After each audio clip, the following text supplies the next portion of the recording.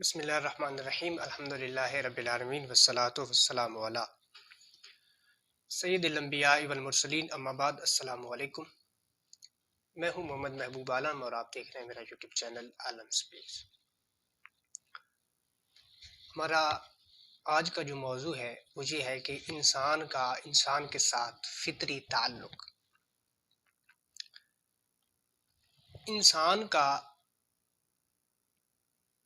انسان کے ساتھ جو تعلق ہے وہ فطری طور پر پیار، محبت، عزت، احترام اور خلوص کا تعلق ہے۔ یہ جو ہم اپنے دوسرے مسلمان بھائیوں کے لیے اپنے دل کے اندر حسد، کینہ اور بغض پا لیتے ہیں، یہ انسانیت کے خلاف ہے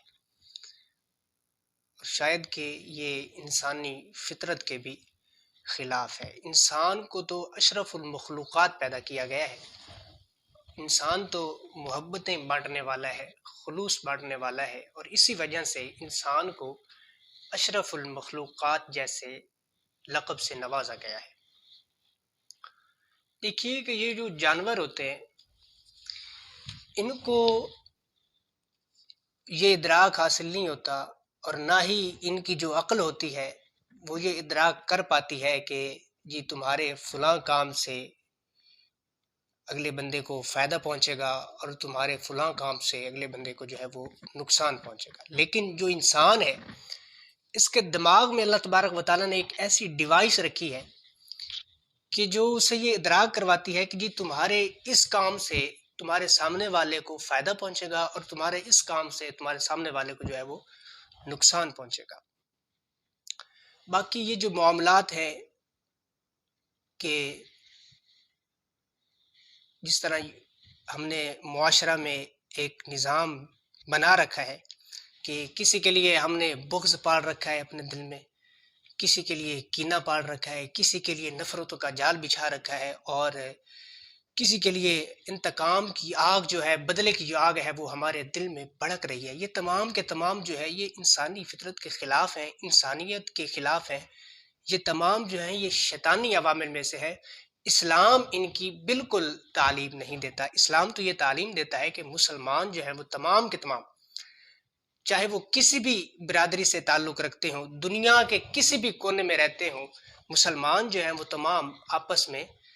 بھائی بھائی ہیں۔ اور یہ بات بھی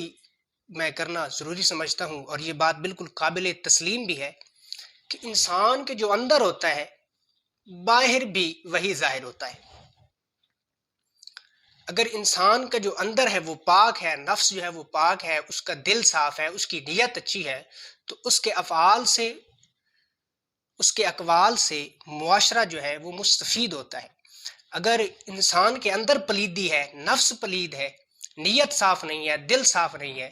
تو اس کے ہر کام کا یہی نتیجہ نکلتا ہے کہ معاشرہ کو مشکلات اور نقصان سے دوچار ہونا پڑتا ہے۔ دیکھیے کہ اگر کوئی شخص، کسی شخص کے ساتھ آپ اچھا سلوک کرتے ہیں لیکن وہ بدلے میں آپ کے ساتھ ایسا رویہ اختیار کرتا ہے نہ چاہتے ہوئے بھی کہ جو آپ کے لیے نقصان دہ ثابت ہوتا ہے، اور وہ آپ کی عزت کی دھجیاں اڑا دیتا ہے نہ چاہتے ہوئے بھی، تو اس کا مطلب یہ ہے کہ اس کا جو اندرونی سسٹم ہے، اس کا جو سسٹم آف کامن سینس ہے وہ شتر بے مہار کی طرح ہے، اور اس کا جو روحانی سسٹم ہے اس کی مہار کسی کے ہاتھ میں نہیں ہے، بلکہ وہ مہار جو ہے اس کی وہ شیطان کے ہاتھ میں ہے، اور اسی وجہ سے وہ شیطانی عمل کرتا ہے۔ لہٰذا جو کچھ انسان کے اندر ہوتا ہے باہر بھی وہ وہی اگلتا ہے، باہر بھی وہی نکلتا ہے۔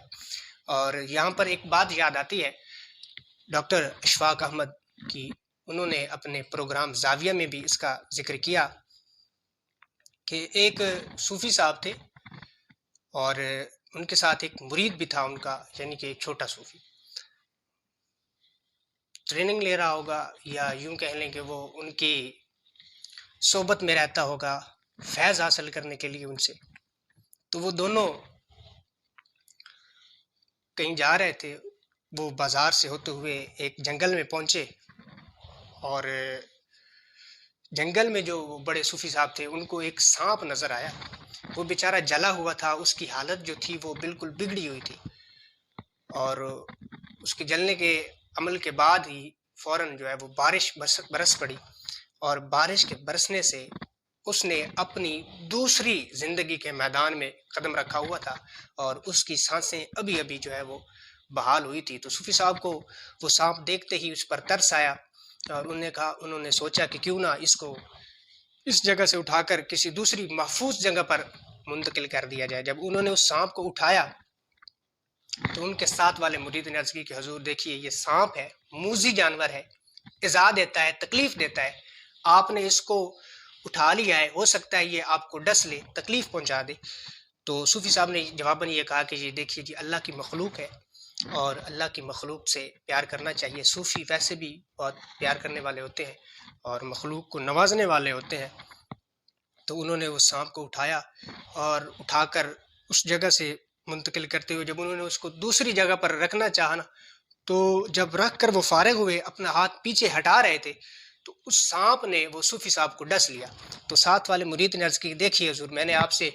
عرض کی بھی تھی کہ یہ موذی جانور ہے، ایذا دینے والا ہے، تکلیف دینے والا ہے، تو آپ اس کو نہ اٹھائیں، دیکھیے کہ اس نے آپ کو ڈس لیا ہے۔ تو انہوں نے جواباً کہا کہ اس نے ڈسا نہیں ہے، بلکہ اس نے شکریہ ادا کیا ہے، اور شکریہ ادا کرتے کرتے باہر وہی نکلا ہے جو اس کے اندر تھا۔ اس کے اندر زہر تھا، اس کی عادت ہے تکلیف دینا، اس کے اندر یہ ہے، اس کا وجود اسی چیز کا ورد کرتا ہے کہ کسی نہ کسی کو تکلیف پہنچائی جائے۔ تو اس نے کرنا تو اچھا چاہا، لیکن جو اس کے اندر تھا وہ زہر تھی، اور باہر جب نکالا تو وہ زہر نکلی، اور اس نے مجھے ڈس لیا۔ بات کرنے کا مقصد یہ ہے کہ جو کچھ اندر ہوتا ہے باہر بھی وہی نکلتا ہے۔ اگر آپ کے اندر زہر ہے اور زبان سے آپ کسی کے لیے اچھے الفاظ ادا کر رہے ہیں، تعریفانہ جملے بول رہے ہیں، لیکن اگر آپ کے اندر زہر ہے تو آپ کے جملوں کے اثر میں بھی زہر پایا جائے گا، اور آپ کے جملوں سے جو آپ کے اندر موجود زہر ہے اس کی جو چھینٹیں ہیں وہ سامنے والے کے اخلاق پر پڑیں گی اور سامنے والے کی شخصیت کو متاثر کریں گی۔ لہذا انسان کے جو اندر ہوتا ہے باہر بھی وہی نکلتا ہے۔ اگر کوئی انسان ایسا ہے کہ اس کا رویہ جو ہے وہ بظاہر تو تلخ ہے، سخت ہے، لیکن اس کا جو دل ہے وہ نرم ہے، پاک ہے، صاف ہے، اس کا نفس جو ہے وہ پاک ہے، اس کی نیت اچھی ہے، اس کا دل جو ہے وہ خلوص سے بھرا ہوا ہے، تو اس کے سخت رویے میں بھی ایسے جملے نکلیں گے کہ جو انسان کی شخصیت کے لیے، سامنے والے بندے کی شخصیت کے لیے کارساز ثابت ہوں گے۔ انہی لفظوں کے ساتھ یہ پروگرام جو ہے اپنے اختتام کو پہنچتا ہے، اور ملتے ہیں انشاءاللہ اگلی ویڈیو میں۔ والسلام۔